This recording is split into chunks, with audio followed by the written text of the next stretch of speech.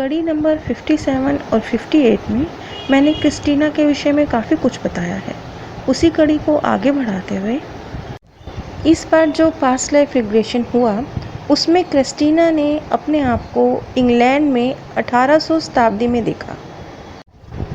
उसने देखा कि उस वक्त में वो एक 20 वर्षीय युवती है, अविवाहित है और पैसा कमाने की उसमें बेहद ललक है। पैसा कमाने के लिए उसने एक कारखाने में नौकरी भी की, लेकिन वहाँ काम करते हुए उसने अपने आप को सिर्फ काम तक सीमित नहीं रखा, बल्कि किस तरीके से अधिक उत्पादन हो सके और कम लागत हो सके, इसके लिए भी वो तमाम उपाय सोचती रहती थी। और उसका सुपरवाइज़र उसके काम से बहुत प्रभावित था। वो एक बेहद खूबसूरत जवान लड़का था जिससे क्रिस्टीना को प्रेम था और उसे भी क्रिस्टीना से प्रेम था। लेकिन ऐसा सिर्फ क्रिस्टीना को लगता था, हकीकत कुछ और थी। हकीकत में क्रिस्टीना ने जिस खूबसूरत नौजवान को देखा अपने प्रेमी के रूप में और उस फैक्ट्री के सुपरवाइज़र के रूप में जहां क्रिस्टीना काम करती थी, वो आज के जन्म में क्रिस्टीना के पिता हैं। वैसे तो वो लड़का इस बात का दावा करता था कि वो क्रिस्टीना से प्रेम करता है। वो उससे सलाह लेता रहता था, उसके नज़रिए को समझता रहता था। वो जो बातें कंपनी का उत्पादन बढ़ाने के लिए जो सलाह मशवरा देती थी, जो अपने उपाय बताती थी, उनको सुनता रहता था। लेकिन सेशन के दौरान ही क्रिस्टीना के हाव भाव में एक बहुत बड़ा परिवर्तन आया। एक युवती की बजाय, एक उन्मुक्त, बहुत प्रसन्न रहने वाली लड़की की बजाय वो एक कड़वी, मोहभंग स्त्री जैसी प्रतीत होने लगी। उसके जो बात करने का तरीका था उसमें बदलाव आ गया, क्योंकि उस सुपरवाइज़र ने, उस लड़के ने क्रिस्टीना के साथ कभी प्रेम किया ही नहीं था, बल्कि उसके साथ धोखा किया था। उसने उन तमाम आइडियाज़ को जो क्रिस्टीना उस कंपनी का उत्पादन बढ़ाने के लिए, लागत कम करने के लिए क्रिएट करती थी, उन सब आइडियाज़ को उसने अपना बताकर अफसर के सामने पेश किया। जब क्रिस्टीना ने इस बात पर एतराज़ किया तो उसने कंपनी की ही एक दूसरी लड़की के साथ मिलकर उसके ऊपर 5 पौंड चोरी करने का इल्ज़ाम लगा दिया। वो लड़की शायद उसकी रखेल थी, जिसके विषय में क्रिस्टीना पहले नहीं जानती थी।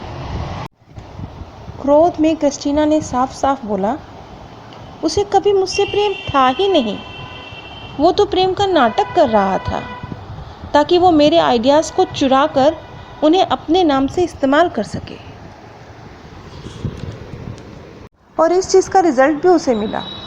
उसे जीनियस करार दिया गया, उसको पदोन्नति भी मिली, उसकी तनख्वाह बढ़ गई और दूसरी तरफ क्रिस्टीना को 5 पौंड चोरी करने के आरोप में जेल भेज दिया गया। अपमानित और अकेली क्रिस्टीना को जेल में निमोनिया हो गया। उससे वो मरी नहीं, लेकिन उसके फेफड़े बहुत कमज़ोर हो गए और जीवन भर के लिए उसे खांसी की बीमारी हो गई। और वर्तमान जन्म में भी क्रिस्टीना को दमा है, जो इसी चीज़ की एक वजह हो सकती है। जेल से छूटने के बाद उसे कहीं काम नहीं मिला और मजबूर होकर उसने भीख मांगना शुरू कर दिया।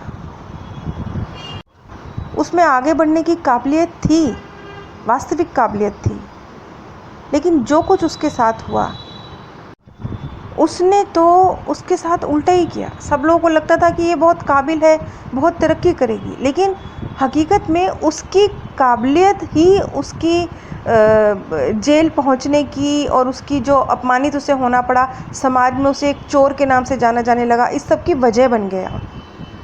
अब ब्रायन विस का अगला सवाल था, क्या तुमने कभी उसे माफ़ किया? तो जवाब था, कभी नहीं। उसके प्रति नफ़रत नहीं तो मुझे ज़िंदा रखा, बल्कि मैंने तो ये कसम खाई थी कि मैं अपने मरने से पहले उसका मरा हुआ मुंह ज़रूर देखूंगी। लेकिन नहीं, हुआ तो उल्टा ही। हुआ ये कि मेरी तबीयत बहुत ज़्यादा बिगड़ने लगी और 40 साल की उम्र से पहले ही मैं मर गई, अविवाहित, बिना बच्चों के, अकेली। और दूसरी तरफ वो शायद 100 साल जिया। कितना अन्याय था मेरे साथ, मेरा पूरा जीवन बेकार चला गया। बाइबल में एक बात लिखी है, उसमें कहा जाता है कि पिता के पाप उसके वंशजों को उसकी तीसरी चौथी पीढ़ी को भुगतने पड़ते हैं। लेकिन हकीकत में वो वंशज कौन होते हैं? हकीकत में वो वंशज वही आत्माएं होती हैं जिन्होंने उन कर्मों को किया है।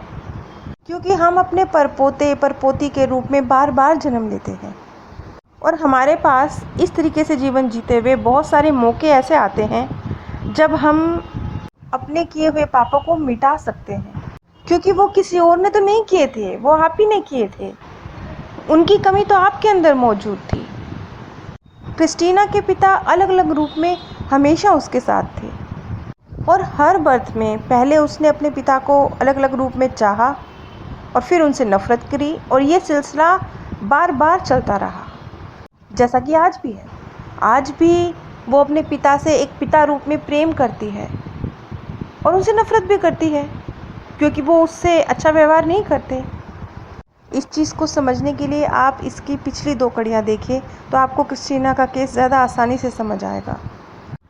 अब मैं क्रिस्टीना ने जो एग्जैक्टली शब्द कहे वो बताने जा रही हूँ। उसने कहा, ये उनके पाप नहीं हैं जिन्हें कि मुझे मिटाना है, ये मेरे अपने पाप हैं।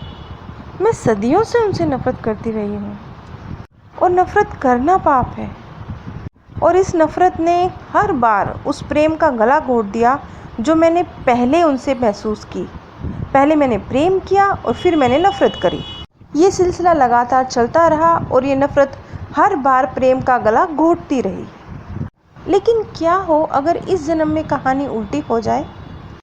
कैसा हो अगर इस बार प्रेम नफ़रत को मिटा दे? अब शुरू होती है क्रिस्टीना की प्रोग्रेशन थेरेपी, यानी उसका अपने भविष्य की ओर जाना, अपने भविष्य में झांकना। अगर क्रिस्टीना अपने पिता से प्रेम करने में सफल हो जाती है तो उसका भविष्य क्या होगा, और अगर नहीं हो पाती है तो उसका भविष्य क्या होगा।